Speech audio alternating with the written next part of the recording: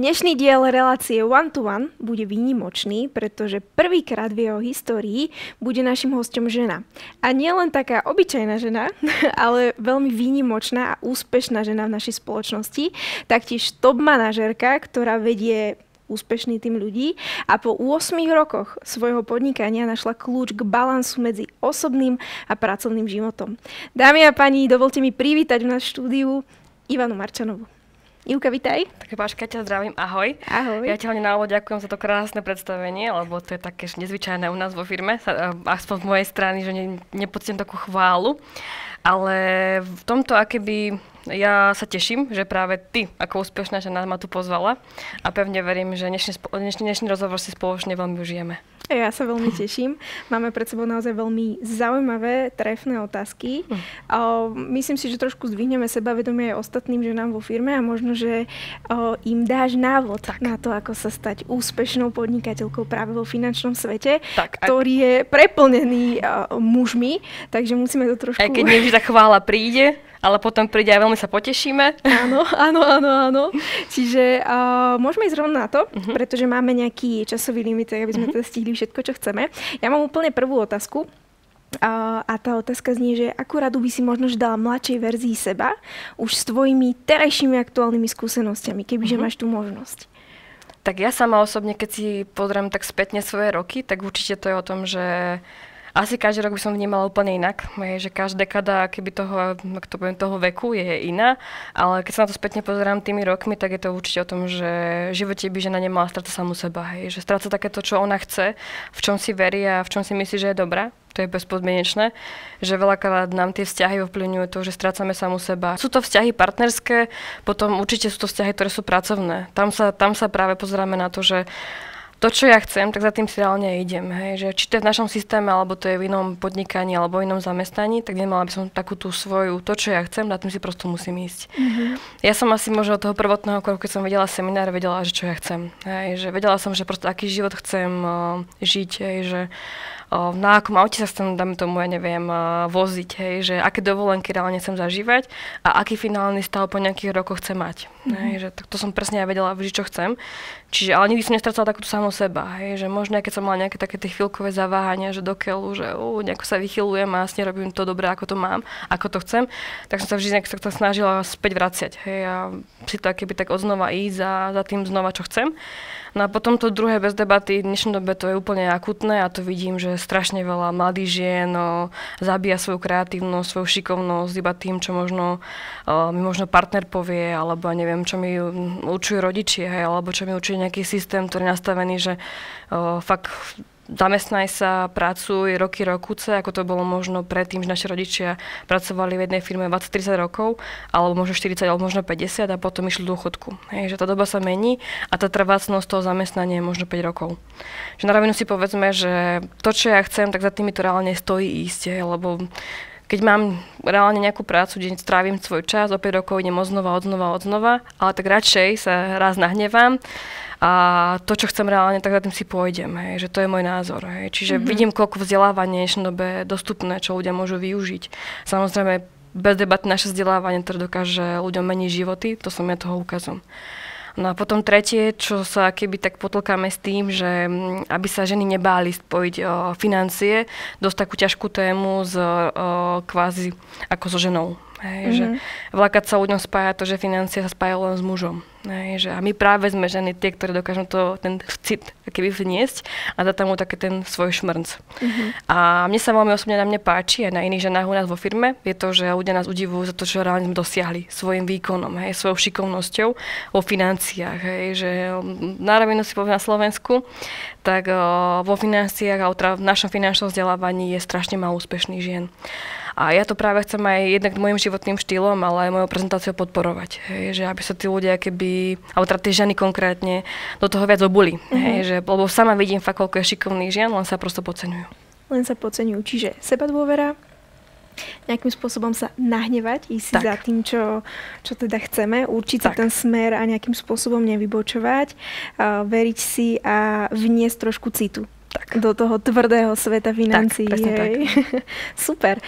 Na tej tvojej 8-ročnej ceste boli aj nejaké možno, že prekažky alebo bariéry, ktoré si musela prekonať? Predpokladám, že určite boli, pretože kebyže je to jednoduché, tak to asi robia všetky ženy. Čiže určite tam niečo také bolo. Skús nám aj o tomto niečo povedať.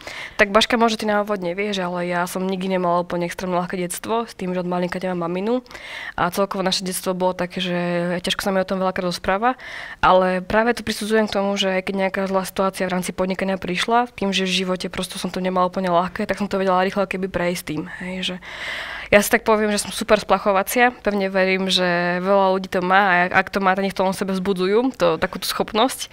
A keď nie, tak nech sa snažia nejako nájsť, lebo v podnikaní to je veľmi dôležité, že keď nejaká situácia príde, tak treba ju, ak sa dá vyriešiť, hneď, ak sa nedá vyriešiť, tak ju proste ani nevyriešime v tomto momente. Hej, že ja sa v dnešnej dobe už naučila, že keď príde nejaká zlá situácia, tak prvotne nad tým porozmýšľam, či to viem vyriešiť, a keď nie, tak proste idem ďalej. Hej, že ten život sám o sebe keby ukazuje to, že ak sa chcem mať v živote lepšie, tak preto proste musím niečo urobiť. A ja tým, že mám jasno, že v živote chcem sa mať dobre, chcem sa mať, aby moja rodina sa mala dobre aj vďaka mne, nielen takým tým finančným smerom, ale tým, že môj partner bude mať doma spokojnú ženu, ktorá vie, čo chce a ktorá si za tým ide.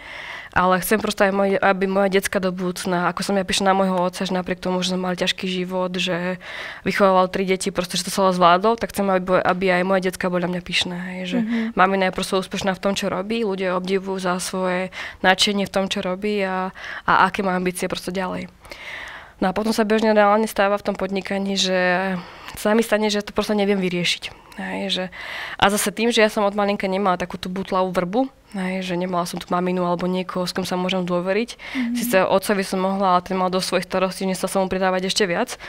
Ale vždy som proste mala niekoho takého po ruke z práce, hej, z firmy, hej, či to bol Peťo kolega, či to bol Martin, hej, že tam skôr posrandovali, alebo to boli aj ženy u nás vo firme, hej, že, alebo aj kolegovia, výslužne starší, hej, že vždy som keby tú radu, ktorú som potrebovala, keby v tom momente prijala. Hej, že ja som si tak vždy keby tak po svojom trošku išla, hej, že som si počula to, čo chcem počuť, viac menej, ale že som si keby to svoje, že ja som si, keď úprimne ti poviem, Baši, že vždy keby dávala taký ten moment, že možno momentálne nemám peniaze, ale cítim sa už ako tie peniaze mám. Hej, alebo tento problém, ktorý prišiel, ja neviem, možno nejaké zmeny vo firme a podobne, už som sa za to preniesla a cítila som sa, že a už to je vyriešené, už prosto makám. Hej, že bez nejakých takých tých okolo vecí. Čiže si to tak priťahovala a vizualizovala si ten stav, ktorý si chcela, aby bol a nakoniec vlastne sa ten stav aj naplnil a potom ti to v tom podnikaní šlápalo presne tak, ako si chcela. Presne, hej, že ja som na strednej škole nebola úplne na výške úplne ideálny študent, ale mne stredná profesorka povedala, že Ivana sa proste v živote nestratí, hej, že táto má tak sebe jasno, že vie, čo chce, že sa proste nestratí. A tým si keby idem, že keď nejaká zlá situácia prišla, takže proste ja sa nestratím, že ja to proste nejako zvládnem a dám. Hej, že... Ďalšia otázka, ktorú som mala pripravenú, bolo presne, že ako sa vyrovnávaš so stresom a s nejakým tlakom, ktorý naše podnikanie prináša. Mimo toho teda, že si perfektná v tom, že sa dokážeš spláchnuť. No toto je ľudovo povedané. Je tam ešte niečo také, čo by si nám vedela o sebe povedať? Ja zbožňujem našu firmu preto, lebo aj keď má takéto najpodstatnejšie vzdelávacie činnosť, lektorská činnosť, ja nie som extrémny retorik, tým, že mám operovaný sánkový klub, tak sa mi úplne nerozpráva úplne ideálne. A tá moja energia, ktorú ja mám v sebe, tak proste dávam do rýchlosti rozprávania. Čiže ja keď nie som extrémny keby to retorik, tak lektora robiť nemusím. Hej. Že, tak to je takéto, čo ma keby sa nám to veľmi páči. A to ma dáva do toho podstresu. Ale tak napriek tomu, že keď príde Baška, alebo keď prídeš ty, tak ma presvedčí, že idem. Hej. Že viem sa prekonať, viem sa vyhecovať, ale asi už nič taká nie je podľa mňa. Hej. Že toto také ešte má najviac v rámci podnikania a možno niekedy takéto, že sa také tie troška zóny komfortu vykopnúť. To ma niekedy keby tak trápi, ale dám to vždycky, že vždycky tak si poviem, že OK, tak to mala by som sa zamyslieť, že ten výkon nebol úplne ako to chceš ty, tak poď ďalej. Áno. Čiže nedostávaš sa v rámci podnikania do nejakých krízových, stresových situácií, čo je vlastne možno, že aj zrkadielko toho, že robíš naozaj to, čo ťa naozaj baví, žiješ tým. A ďalšia otázka, ktorá na to nadväzuje, možno, že aj nájdenie toho balansu, ako som aj v úvode spomínala, pretože ja si to na tebe extrémne všímam, že ty miluješ život, miluješ prácu s ľuďmi, miluješ podnikanie a našla si proste ten kľúč k tomu, ako sklbiť aj naozaj ťažkú prácu, ako je finančníctvo, s krásnym súkromným životom. Takže skús nám niečo viac povedať, možno, že aj o tomto. Tak to je to, čo som ti správala tými rokmi, hej, že ja keď vždy nejaká situácia prišla, som sa snažila si keby vyriešiť čím skôr, ak sa dala, aby som tými rokmi sa posúvala k tomu, že ja som vždy mala na úvod akýby tie spolupráce, že ja proste 8 rokov, dám tomu fakt, že všetko, hej, možno ešte mohla som dať niekedy aj viac, ale urobila som to podľa seba, ale dám tomu fakt úplne na úvod všetko a tými rokmi sa dostanem do toho štádia, že už mám takú tú svoju pozoru, ja chcem. Hej, že... A samozrejme, tá práca pre mňa bude vždy prioritná. Hej. Aj môj partner to akceptuje, ja som mu to reálne vďačná, že to keby dokáže niekedy, lebo je to dosť ťažké v tom partnerskom živote ustáť, že tá žena nevždy je vyluxované a nevždy je navarené, aj tak, keď sa snažím aktuálne, aby to tak bolo. Ale mám takéto prioritné, samozrejme, že tá rodina, to takéto seba, hej, že na prvom mieste, aby ja som to vždy mala, že prosto chcem sa vrátiť ku svojej pôvodnej farbe bladých vlasov, hej, že som sa o seba viac starať, športovať a podobne. A iba som sa tými rokmi odkladala a až sa to teraz reálne dožívam, že fakt mám chuť sa o seba veľmi starať, mám chuť starať o tú rodinu, byť s nimi, pomáhať partnerovi, hej, že, ale samozrejme aj tá práca, hej, že viesť ten svoj tím a dokonca mať ďalšie ciele v rámci firmy a podobne. Čiže to je takéto, čo mňa keby vždy nutilo keby mať tú myšlienku toho, že chcem ten život spojiť. Hej, že je krásne s takým tým iba práca, ale otázka koľko rokov. Hej. Čiže preto je dobré na úvod mať takéto svoju cieľovú hranicu, že koľko reálne tomu chcem obetovať úprimne extrémne veľa času a potom už môžem tými rokmi z toho keby, aj to je finančne vynikajúce, hej, že dám tomu takú tú snahu, odmakám si to, ale viem, že sa mi to rokmi potom vráti. Pozbierať potom plody svojej práce. A jednak taký ten blahobyt toho bohatstva v podstate toho, že ten finančný tok ti priteká, bez toho, aby si bol pri tom.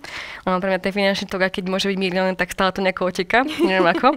Ale jednak tým, že koľko ľudí je proste spokojných, hej, že ty s tým tomu človeku, aký v podstate veľmi pomôžeš v živote a vieš, že obetávať ti to v hociakej oblasti vyvrátiť. Aj to veľká sa zažívam, že keď sme veľa klientom aj pomohli, že fakt našim vzdelávacím systémom nastavili správne rodinné financie, ako pôvodne reálne nemali predtým, tak teraz už majú správne, že sú fakt tí ľudia spokojní a keď sa im niečím moc ako potrebnou vecou ozvem, tak viem, že prosto sa mi to vráti. Čo dáš? Tak sa ti vráti. A tým sa riadne mať celý život. Možno, že taká úplne posledná otázka, ktorú by sme tento krásny rozhovor mohli aj ukončiť, je za čo si vo svojom živote a taktiež aj v biznise úplne najviac vďačná? Toto je krásna a ťažká otázka. Pretože ja sa snažím byť vo svojom živote tým, že som si prešla fakt tým ťažkým detstvom a aj zdravotnými problémami skrz toho kolbu.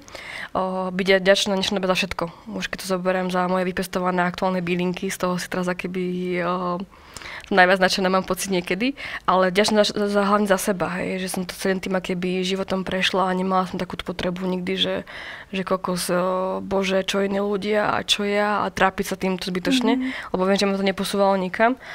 A hlavne, keď to poviem tak, akoby rodine, samozrejme tá rodina, hej, že môj otec, keby nezažil reálne to, čo nezažil, akože bola by som radšej, hej, že, ale je to pre mňa obrovský vzor. Tým, čo prežil, tak je to obrovský vzor a celá moja rodina, hej, že sme fakt taká zomnutá rodina a dobrá rodina. No a vďačná samozrejme za ľudí na tej ceste, hej, či to sú sponzori, Peťa a Martin, ale sú to ľudia, ktorí boli u mňa vo firme, alebo aj sú, a ktorí do veľkej miery prosto ovplyvnili moje podnikanie. Hej, že samozrejme je to aktuálne priateľ za veľkú podporu, hej, že to si nemôžem akýby odoprieť, nepovedať. Hej. Ale tak celkovo samozrejme hlavne začnem za seba. A to prajem každej žene, hej, zažiť to, že je to ťažká otázka, zobrať ju, odpovedať takým tým kľudným, ako keby tam tónom, že fakt je to ťažké v tom, že veľa žien si nevie sami povedať, začnem za seba, hej, že to, čo vytváram, až som vytvorila. A ja si niečo už viem povedať, hej, že viem sa pochváliť, viem povedať, že som spokojná a viem, čo to vytváram a ešte vytvorím. Sa to reálne obrovsky teší. Kebyže to môžeme ešte úplne zhrnúť pre každú jednu ženu, dievča, proste ženu, ktorá chce začať podnikať a možno, že má také nejaké proste negatívne myšlienky, čo na to okolia a podobne. Čo by si jej možno, že odporúčila úplne, že rada number one od Ivky Marčanovej pre ženu, ktorá chce podnikať a chce byť úspešná rovnako ako ty. Čo by si jej povedala? Tak to sme my ženy, hej, že riešime, keby máme jeden problém, riešime x veľa vecí okolo toho, tak ja ti odporúčam hlavne zamerať sa na jeden problém, ktorý, ako hovorím, a aktuálne vieš vyriešiť, vyrieš ho, ak nevieš, choď ďalej. Lebo ak ťa to bude trápiť, a keby nevyriešiš, možno jednorazovo vyspíš sa a ideš ďalej. Hej, že ak ti to bude trápiť stále, tak to ty premýšľaš a okolo veci v živote ti utekajú. A ten čas prosto už nevrátiš. Hej, že keď zaujímavé ja rokmi spätne, že tie veci, na čo som bytočne riešila. Hej, že priama čiara v tom, že svet mi to nejako tak ukáže, hej, že to, že mňa teraz doviedlo bývať dolného Kubina je pre niečo, hej, že tým životom sa proste nechaj viesť. A daj tomu akoby takú tú vášeň seba. Toto. Myslím si, že lepšie by sme tento rozhovor nemohli ani ukončiť. Júka, ja ti veľmi pekne ďakujem za to, že si prijala pozvanie. Že sme teda mohli byť súčasťou tvojich myšlienok. Pevne verím, že sme každého jedného diváka, či už ženského pohlavia alebo mužského pohlavia obohatili. Veľmi sa teším na ďalšie rozhovory. Určite zostaňte online, pripojení, dajte odber, pretože budeme mať ešte veľa veľmi podobných zaujímavých rozhovorov. Ďakujem, vidíme sa.